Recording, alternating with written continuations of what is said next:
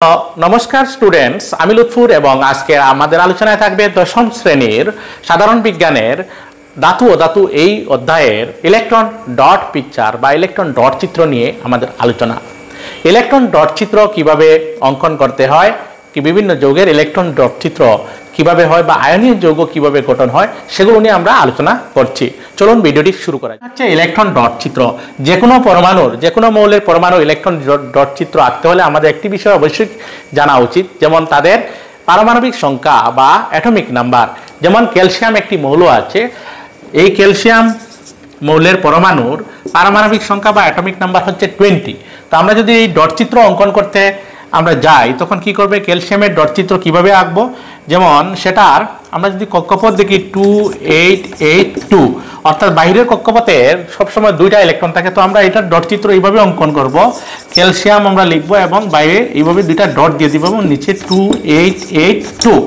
এখানে দেখুন এই ক্যালসিয়াম চিহ্ন দ্বারা কি বোঝাচ্ছে, এই যে ভিতরের ইলেকট্রনের সংখ্যা প্রথমে নাম বোঝাচ্ছে এবং ভিতরের কক্ষপথগুলিতে থাকা ইলেকট্রনের সংখ্যা বোঝায়। আর এই 2 দ্বারা কি বোঝায় বুঝতে পারছি আমরা, এই যে ডট দ্বারা বাইরের কক্ষপথে থাকা দুটি ইলেকট্রনের সংখ্যা বোঝাচ্ছে। অর্থাৎ ইলেকট্রন ডট চিত্র অঙ্কন করতে হলে আমাদের প্রথমেই জানতে হবে পারমাণবিক সংখ্যা পরমাণুর, আর কি করতে হবে বাইরের যে যোজক কক্ষে থাকা ইলেকট্রনগুলোকে ডটের সাহায্যে সবসময় আমরা প্রকাশ করে থাকি। তো আমরা কিছুটা আয়নীয় যৌগ দেখবো আমরা কিভাবে ইলেকট্রন ডট চিত্রের সাহায্যে আমরা এগুলো দেখানো যায়। যেমন আমরা প্রথম উদাহরণ যেটা নিব সোডিয়াম ক্লোরাইডে। সোডিয়াম ক্লোরাইড কিভাবে ইলেকট্রন ডট চিত্রের সাহায্যে গঠন করা যায় সেটা আমরা দেখব।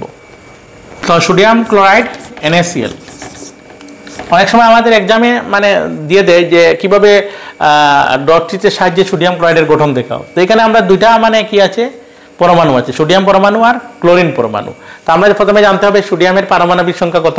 তো আমরা জানি সোডিয়ামের পারমাণবিক সংখ্যা হচ্ছে 11। তার মানে সোডিয়াম এইভাবে আমরা লিখতে পারি 281। বাইরের কক্ষপথে একটি মাত্র ইলেকট্রন আছে। সোডিয়াম কি করে, তার নিকটতম নিষ্ক্রিয় মৌল বা সম্ভ্রান্ত মৌল তার নাম হচ্ছে নিয়ন। এই নিয়নের সজ্জালাভের জন্য তার বাইরের একমাত্র ইলেকট্রনটি সোডিয়াম ত্যাগ করার ফলে সোডিয়াম ধনাত্মক আয়ন উৎপন্ন হয় এবং নিচে সুস্থির হয়ে যায়, অর্থাৎ নিয়নের সজ্জা লাভ করে। তো এইভাবে আমরা দেখব সোডিয়াম তার একমাত্র ইলেকট্রনটি ত্যাগ করলো, +1 ইলেকট্রন, এইভাবে ইলেকট্রন সরে গেল। তো সোডিয়ামের বাইরে কক্ষপথে 8টি ইলেকট্রন হয়ে গেল। এইবার আমরা দেখছি এটা সোডিয়াম ধনাত্মক আয়ন উৎপন্ন হয়েছে ক্লোরিন। তো ক্লোরিনের আমরা জানি পারমাণবিক সংখ্যা 17। আমরা যদি ডট চিত্র অঙ্কন করি তো দেখুন এইভাবে হয়ে যায়, বাইরের কক্ষপথে 7টি থাকবে 287। ক্লোরিনের নিকটতম যে মৌল আছে সেটার নাম হচ্ছে আর্গন, এবং আর্গনের সজ্জা লাভের জন্য ক্লোরিনের মাত্র আরো একটি ইলেকট্রনের প্রয়োজন। অর্থাৎ আর্গনের বাইরের কক্ষপথে 8টি ইলেকট্রন থাকে, এখানে 7টি ইলেকট্রন আছে। তো সে একটা ইলেকট্রন গ্রহণ করে কি করবে, ক্লোরাইড আয়ন উৎপন্ন করে, ঋণাত্মক আয়ন, সেটা ক্লোরাইড আয়ন 288 ক্লোরাইড আয়ন উৎপন্ন হলো। তো এখন আমরা দেখতে পাচ্ছি যে ধনাত্মক সোডিয়াম আয়ন আর ঋণাত্মক ক্লোরাইড আয়ন পরস্পর বিদ্যুৎস্থিতীয় বলের দ্বারা আকর্ষিত হয়ে যে যৌগ উৎপন্ন হয় সেটা হচ্ছে সোডিয়াম ক্লোরাইড যৌগ। তো এটাকে আমরা যদি লিখি এখানে 281 প্লাস, এখানে ক্লোরিনের কয়টা আছে আমরা জানি, ক্লোরিনের বাহিরের কক্ষপথে 7টা থাকে, এই দেখুন 287। তো এই যে ক্লোরাইড আয়ন আর ধনাত্মক সোডিয়াম আয়ন দুটা পরস্পর বিদ্যুৎস্থিতীয় বলের দ্বারা আকর্ষিত হইব, অর্থাৎ এখানের এই ইলেকট্রনটা এখানে চলে আসবে। তো চলে আসার পর কি উৎপন্ন হচ্ছে, সোডিয়াম ক্লোরাইড উৎপন্ন হচ্ছে। তো আমরা দেখব সোডিয়াম 28, এখানে হয়ে যাচ্ছে ক্লোরাইড, এটা হয়ে গেল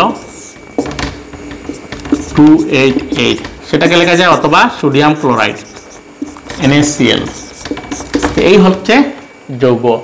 একটি যৌগ গঠনের জন্য কি হচ্ছে, এখানে সোডিয়াম আয়ন গঠন হচ্ছে, অর্থাৎ সেটা তার নিয়নের সজ্জা পাওয়ার জন্য একটা ইলেকট্রন ত্যাগ করছে, এদিকে ক্লোরিন আর্গনের সজ্জা লাভের জন্য একটি ইলেকট্রন গ্রহণ করছে এবং ফলশ্রুতিতে কি হচ্ছে, সোডিয়াম ক্লোরাইড যৌগ গঠন হচ্ছে। আমরা আরেকটি উদাহরণ নিচ্ছি যে কিভাবে ইলেকট্রন ট্রান্সফারের দ্বারা এইভাবে যৌগ গঠন হয়। এবার আমরা আলোচনায় থাকবে ম্যাগনেসিয়াম অক্সাইডের গঠন আমরা ব্যাখ্যা করব, কিভাবে ম্যাগনেসিয়াম অক্সাইড গঠন হয়। তো আগের মতো আমাদের জানতে হবে কি ম্যাগনেসিয়ামের পারমাণবিক সংখ্যা। তো আমাদের জানতে হবে ম্যাগনেসিয়ামের পারমাণবিক সংখ্যা কত। ম্যাগনেসিয়ামের পারমাণবিক সংখ্যা হলো 12। 12 হলে সেটা থাকবে কি, বাইরে দুইটা ইলেকট্রন থাকবে 282। দেখুন বাইরে দুটা ইলেকট্রন আছে 282, যোজক কক্ষের ইলেকট্রনের সংখ্যা 2। ম্যাগনেসিয়ামটার নিকটতম যেটা সুস্থির মৌল সেটার নাম হচ্ছে নিয়ন। এই নিয়নের সজ্জা লাভ করতে হলে ম্যাগনেসিয়াম তার বাইরের কক্ষপথে থাকা দুটি ইলেকট্রন ত্যাগ করতে হবে। তো সেটা ম্যাগনেসিয়াম দুটি ইলেকট্রন ত্যাগ করলে টুয়াইস পজিটিভ আয়ন উৎপন্ন হয়, আর এদিকে দুইটা ইলেকট্রন সরে গেল। তো এই আয়ন উৎপন্ন হলো ম্যাগনেসিয়াম দ্বিধনাত্মক আয়ন। এইবার আমরা অক্সিজেনের কথা ধরবো। অক্সিজেনে আমরা জানি পারমাণবিক সংখ্যা হচ্ছে 8 এবং তার ইলেকট্রন বিন্যাস 2 6, তার মানে বাইরে কক্ষপথে 6টি আছে, 6টি। তো অক্সিজেনের কতটি প্রয়োজন? 2টি প্রয়োজন। তো অক্সিজেন দুটি ইলেকট্রন নিয়ে এলে কি হলো, তার বাইরে কক্ষপথে 8টি ইলেকট্রন, অর্থাৎ নিয়নের সজ্জা অক্সিজেনও পেয়ে গেল এবং অক্সাইড আয়ন উৎপন্ন হয়, ঋণাত্মক আয়ন। 2টি ইলেকট্রন নিয়ে এলো 2 8, এই হলো। এখন এই যে ধনাত্মক মানে সোডিয়াম আয়ন, ম্যাগনেসিয়াম আয়ন আর ঋণাত্মক অক্সাইড আয়ন পরস্পর বিদ্যুৎস্থিতীয় বলের দ্বারা আগের মতো আকর্ষিত হয়। আকর্ষিত হওয়ার পর ম্যাগনেসিয়াম অক্সাইড যৌগ গঠন হয়। তো সেটাও আমরা এখানে দেখাচ্ছি ডট চিত্রের সাহায্যে।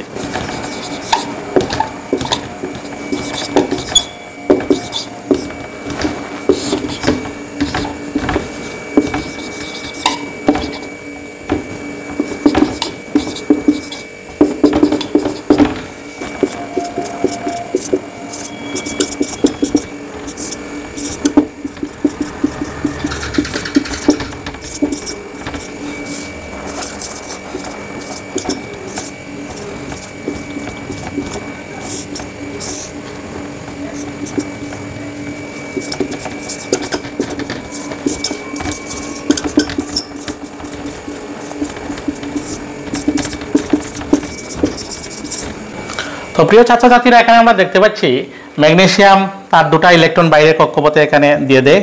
এই ইলেকট্রনটা এখানে চলে আসবে, এই ইলেকট্রন এখানে চলে আসবে। ম্যাগনেসিয়াম দ্বিধনাত্মক আয়ন উৎপন্ন হবে যেহেতু দুটি ইলেকট্রন ত্যাগ করছে। অন্যদিকে অক্সিজেন দুটি ইলেকট্রন নিচ্ছে, তো দুটা ঋণাত্মক আয়ন উৎপন্ন হবে, টুয়াইস নেগেটিভ। এবং ম্যাগনেসিয়াম নিয়নের সজ্জা পাচ্ছে, ওদিকে অক্সিজেনও নিয়নের সজ্জা পাচ্ছে এবং পরস্পর বিদ্যুৎস্থিতীয় আকর্ষিত বলের দ্বারা আকর্ষিত হয়ে এই যে ম্যাগনেসিয়াম অক্সাইড যৌগ উৎপন্ন করলো। তো এইভাবে আমরা বিভিন্ন যৌগ আমরা গঠন হতে দেখেছি। এইভাবে বিভিন্ন যৌগ গঠন হয় ইলেকট্রন ট্রান্সফারের মাধ্যমে এবং সেটাকে বলা হচ্ছে ইলেকট্রন ডট চিত্র। এই ছিল আজকের আলোচনা। যদি কোনো প্রশ্ন থাকে অবশ্যই কমেন্ট বক্সে জানাবে। ধন্যবাদ।